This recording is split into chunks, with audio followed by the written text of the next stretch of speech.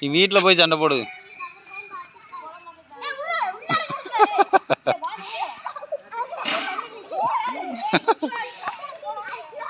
ஜீவா என்ன பண்ணுறான்? அங்கே பாரு. ஜீவா நீ இங்கே வா,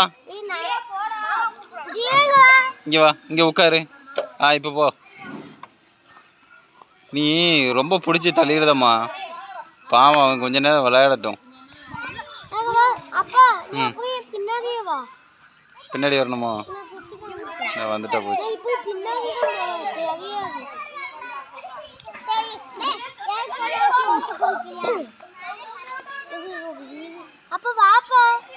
போலாமா நம்ம? என்ன பண்ண போற? அந்த வந்துடுறேன், இரு ஒரு நிமிஷம்.